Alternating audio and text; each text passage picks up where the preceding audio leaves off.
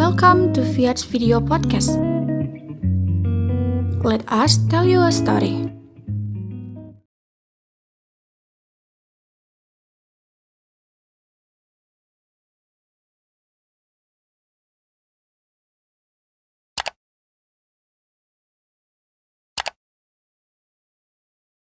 Nama aku dari angkatan 2019.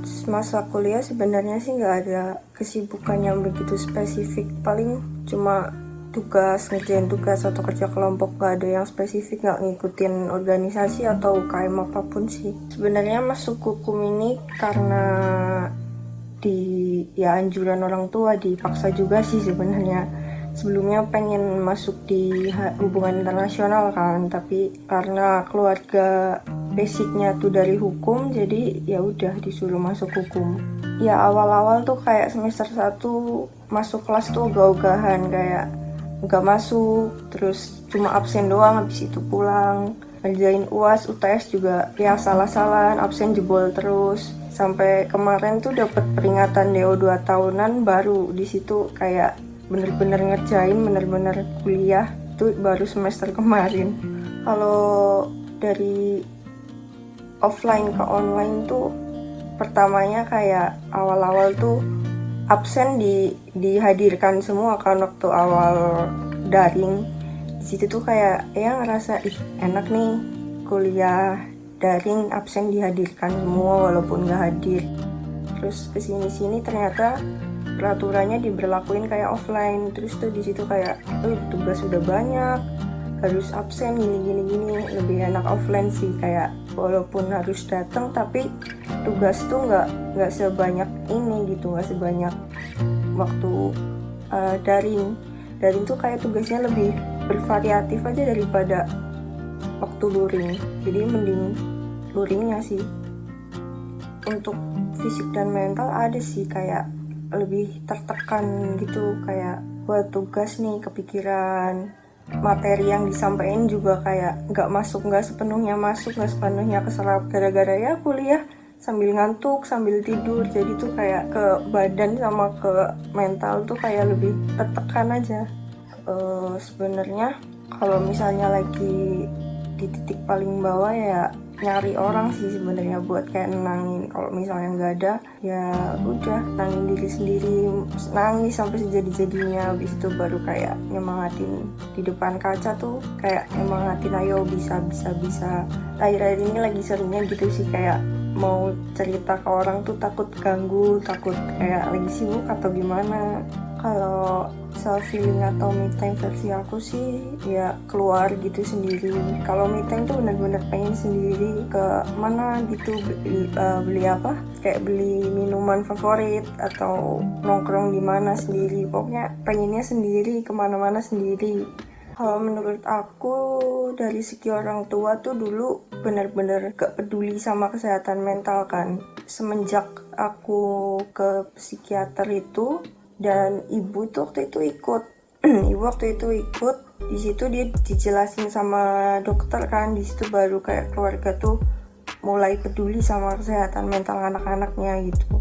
Terus kalau dari teman-teman juga mereka ya berangsur-angsur kayak ngerti, yang sebelumnya nggak ngerti tentang kesehatan mental, dia mereka lama-lama ngerti karena temennya tuh ada yang punya masalah sama mental. Terus dari pacar juga dia lama-lama ngerti, sering aku jelasin kenapa aku tiba-tiba bisa kayak gini, kenapa aku tiba-tiba gini. Kalau di Indonesia tuh kayak kurang penyuluhan sama kurang edukasi tentang kesehatan mental, padahal kesehatan mental itu penting juga kayak kesehatan jasmani kan. Lihat orang-orang yang kayak jadiin penyakit mental tuh jadi bahan jokes, kayak apa sih sosokan kamu depresi, sosokan kamu gini. Kurang kayak penyuluhan dan edukasi gitu sih menurut aku. Iya, ada beberapa orang yang mungkin di sosial media yang aku lihat komennya tuh kayak enggak nih, mahal-mahal ke psikiater, mahal-mahal ke psikolog, minum obat terus bisa bikin kecanduan, mending datang ke orang pinter dari di Rukia langsung sembuh gitu.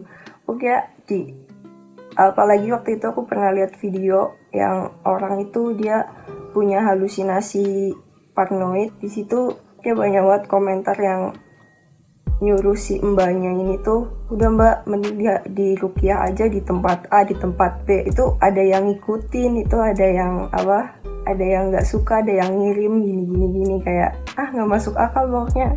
Di Indonesia itu harusnya dari mulai SD atau SMP lah dikasih penyuluhan tentang penyakit mental biar anak-anak orang tua juga aware tentang itu. Sekarang pokoknya kelahiran generasi Z tuh banyak banget yang udah aware kan sama mental health. Mereka tuh kayak ngelihat temennya down, dikasih semangat, dikasih kayak nih buat baikin mood kamu, dikasih makanan, dikirimin makanan.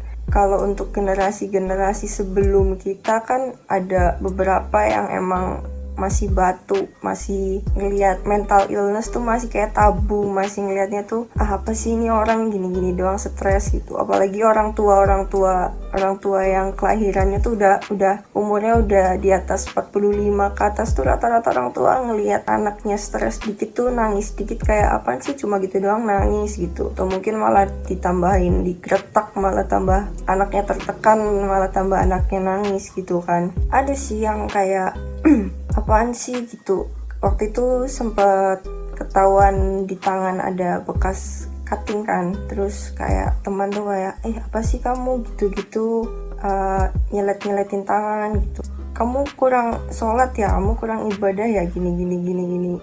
Aku diemin kan. Besoknya tuh dia kayak bahas lagi. Ini orang bener-bener butuh edukasi, kayak gak semuanya yang udah kayak gak semua orang yang udah deket sama Tuhan tuh 100% sehat.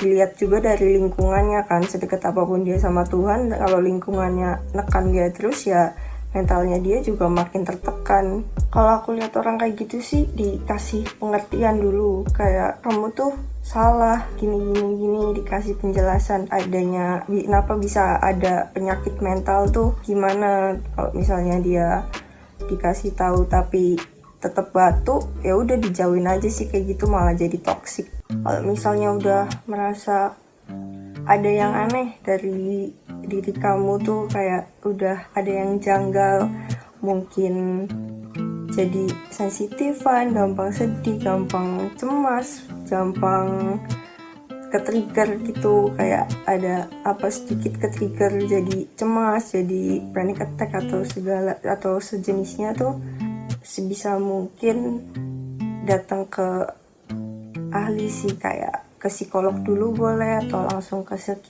psikiater juga boleh. Intinya kesehatan mentalmu tuh bener-bener berharga banget. Jangan sampai gak ada kata telat sih sebenarnya buat datang ke ahli. Ya semangat, terus tetap semangat. Jangan pernah mikir kamu itu gak disayang. Kamu itu disayang sama orang-orang sekitar kamu. Kamu tuh dibutuhin sama orang-orang sekitar kamu. Terus kamu itu ya berharga di mata orang-orang yang sayang kamu, di mata orang-orang yang tepat. Kalau buat ke psikiater gak usah takut, gak usah kayak kamu orang gila ya datang ke psikiater, kamu kok minum obat terus sih, ntar kecanduan loh.